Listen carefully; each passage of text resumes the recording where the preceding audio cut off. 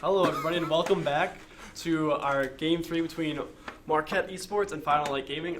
Very exciting Game 2, as Marquette wins to even the series at 1 apiece in the best of 5 series. So tell me, what did you think of the last game? The last game definitely showed Marquette's strength in terms of playing a traditional team comp. Hecarim came through spectacularly. Karma, Lux, Darius did his split pushing thing for a while. Then he joined in on team fights, and he was a pain to have to work with, both physically with him dealing out pain and physically the fact that he could take so much pain himself. Lux was working on her snipes left and right. And Sivir was just doing her thing, making sure everyone else was in a position to be able to do what they do best. Almost like ADC support. Yeah, like actually, for a while, Sivir was considered a support ADC, just like Ashe was considered a support ADC, although she still is for some strange reason. We're not going to get into that. Okay, we're just going to focus, unless we see her, then we can talk about it. Right. So, from what I saw, a couple clips where Hecarim was just continuously a problem, because he would leave for like a couple seconds, they'd be like, okay, he's gone, then he'd come back on the other side, push them into the team. It was just, he was everywhere all the time. Like, that was happening consistently, and then at some point that push turned from, oh, it's just doing 10% and displacing me, to it's doing 90%. Oh my goodness, run.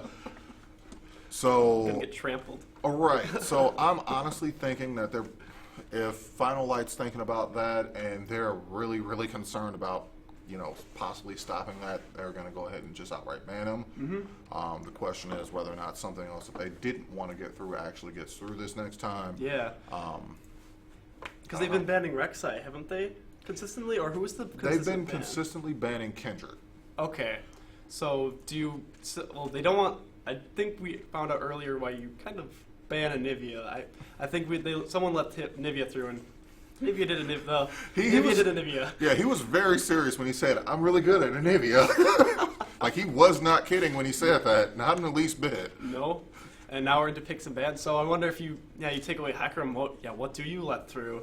It'll be interesting to see. Okay, so the first ban, of course, they're going to stick with that Lucian ban. After the first game when he dealt a lot of damage.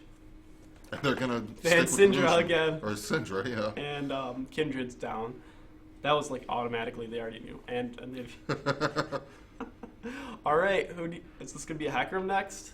Or who will this be, actually? Because they got Blitzcrank last time, correct? Right, and I think they honestly should stick with Blitzcrank, because Blitzcrank, a lot of people can deal with a lot of different types of CC, but repositioning CC, that's not something a lot of people can... I wouldn't say you can comprehend it, but it's not something you necessarily want to Yeah, and it's a little more different than most people who grab. Like, some people, they grab and they pull themselves toward him, which isn't the hardest thing to deal with, but he just pulls them completely into him. Right, plus combine that with the fact that it's literally just fire rather than wind up, or there's a very small animation to Blitz actually going for the grab. So if you don't want to necessarily deal with a problem like that, that's what you go with. Yeah. Okay, so... Yeah, he's just like aim fire instead of like, Murder Thrush is kind of like twirl, twirl, throw. And yeah. And they got Sivir with that last ban. Okay. So they want to take away. Well, but didn't Marquette talk about yesterday in the interview how they really like Sivir, and everyone had been giving them Sivir. So now let's see what they do without it. Right. I think they took it away the first game, and they're taking away Lulu too. It looks like maybe they're taking away Lulu. This might be one of the first few times we've seen Gnar. Nope, they're going J4 and Gnar. They're going for the Narvin combo. Narvin. Oh, Mega Gnar on the that's dangerous. Right, but the Lee Sin, I don't think it's going to be Lee Sin support. I honestly think it's going to be Lee Sin top. Interesting. Because he actually is starting to... I've seen Lee Sin top a few times within the past month. So I wonder if their top laner has experience doing that, if he wants it, or if it's just going to be the jungler who's going to be Lee Sin. don't know. I honestly don't think it would be Badid, just because it seems like based off his match history, he has a specific type of jungler that he tends to play. They tend to be a little tanky, and they tend to have a lot of, I wouldn't necessarily say utility, but there's a lot of, I guess, depth to what they can do. Yeah. I know Lee Sin, the skill ceiling is pretty much non-existent. You can do some of the most ridiculous things if you can spatially comprehend what's going on. But like I said, I've never seen him actually go that route in terms of his junglers. He's more of a team-oriented jungler rather than a carry-oriented jungler. Okay. So we see they pick up Ezreal and Lulu again. They really like Lulu, and she's been very effective for Marquette so far in this tournament. Ooh, Mordekaiser. No, they're not going to go Mordekaiser. Oh, because I haven't seen many Jins, but why wouldn't they go Mordekaiser? Mordekaiser, they're doing a lot of experimental things with him, trying to see if they can, change the way that the meta's set up. Mm-hmm. I just wouldn't completely trust it. Oh. Okay. So we have Jin and Thresh bot, and then we'll have a Yas. All right. So, at least who do you? Okay, so you have Lee Sin, Lulu, as. I think I know what's about to happen. What's about to? Is this what he talked about yesterday? Yeah, I think it is what he talked about yesterday. When he tried to get his team to let him do it. His team's okay. Yeah, his team is letting him do it. All right. You're hearing it here, or you're seeing it here first, people. Kassadin Jungle. It's Get happening. ready. He's coming. Get ready. Well, he said he had unconventional junglers like in his back pocket, so here we go. I wonder what do you think they should get here to like complete this team? Because they have Meganar is very powerful and most likely a CC oriented mid laner. I'm gonna say you got the J4 flag and drag. He ults, Orianna ults, Gnar no ults. Yeah, and they'll take Orianna. So now you have. So is this more of a team that will protect the Jhin, or what is that team comp gonna? What's its advantages and disadvantages? Their major focus, I think, is going to be getting the Orianna J4 Gnar combo. I think Jin's just going to be doing supplemental damage for the most part. Okay. Thresh is going to try and make his way in after the ult goes down, throw down a box to keep people from escaping, and Jin's just, again, going to be throwing distant damage.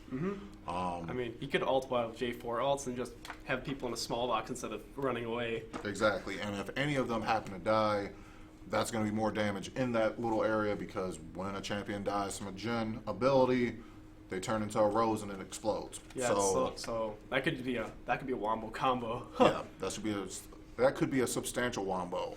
But like I said, we got Lee Sin top, Kassadin jungle. Yep. Most likely Yasuo mid. Most likely, I'm not completely sure. Lulu support or yeah, Lulu support. Ooh, whoa. Yeah. That's what I'm looking at. It might at. be Lee Sin support again. Wait, what? Okay. I don't mind calling that wrong. What's the top? Is Yas the top laner then? Or it probably is going to be Lulu with Yasuo mid, but those two honestly could be interchangeable. Or could it be Lulu and Ezreal bot, Yas mid, Lee top? This is interesting, to say the least. All right, so you have three assassin types on Marquette. So do you think they're just going to look to pick people off one at a time, or? In all honesty, they can pick off 3 of Final Light Gaming's people really quickly: Orianna, Jhin, and Thresh. J4 and Gnar are potentially going to be a problem. Gnar's only really going to be a problem when he's about to go mega.